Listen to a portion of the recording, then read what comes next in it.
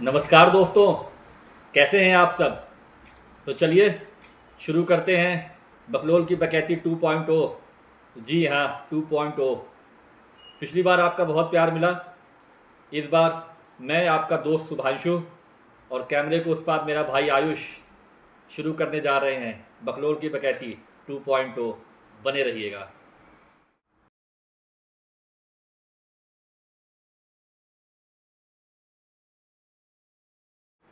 तो दोस्तों, आप सभी का स्वागत है बकलोल की बकैती में।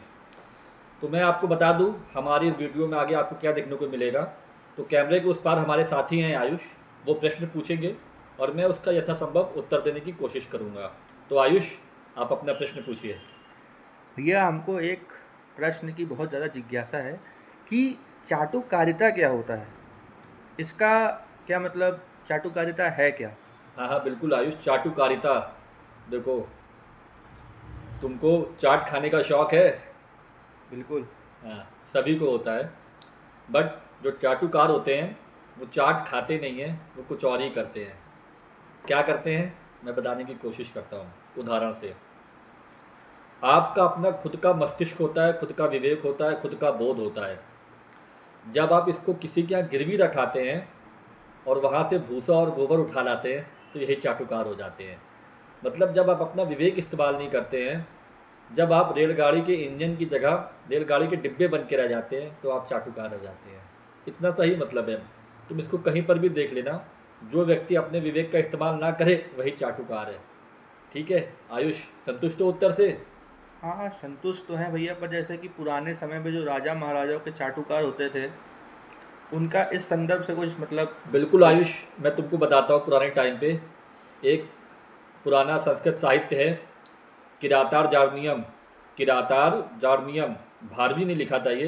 तो उसमें एक प्रसंग आता है बहुत ही प्यारा कि राजा को एक शक्ति प्राप्त हो जाती है कि वो पशुओं की, जानवरों की भी आवाज़ सुन सके।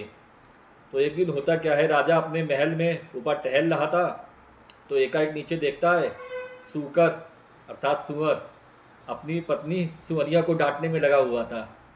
पत्नी, मज़ा आ रही है अभी आपको। पत्नी ठीक है, फीमेल पत्नी क्या, फीमेल सुअरिया कह सकते हैं उसको। तो वो कहने में लगा था, मुझे मालूम है तू अभी तक कहाँ थी, इतनी देर से क्यों आई है। तू अपनी किसी प्रेमी के साथ घूम रही थी, मुझे झूठ मत बता। और वो सुअरिया सफाई देने में लगी थी कि नहीं नहीं, मैं यहाँ फंस गई थी, ये कारण हो गया था, वो कारण, ये वो। बट सुकर बोलता है, नहीं मुझे मालूम है। तू मुझे उस राजा के तरीके पागल मत समझ, मुझे सब मालूम है।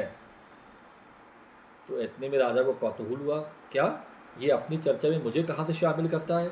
मैं पागल हूँ, जबकि ये बात तो अपनी पत्नी से और खुद के विषय में कर रहा है। अब राजा को तो ये वरदान प्राप्त था कि वो किसी भी जीव जंतु की, किसी भी जानवर की आवाज़ सुन सके। उतने में राजा से रहा नहीं गया और उसने एकाएक सुअर से पूछ बैठा, अरे क्यों सुकर जी, बाकी सब तो ठीक है, आपने मुझे पागल क्यों बोला।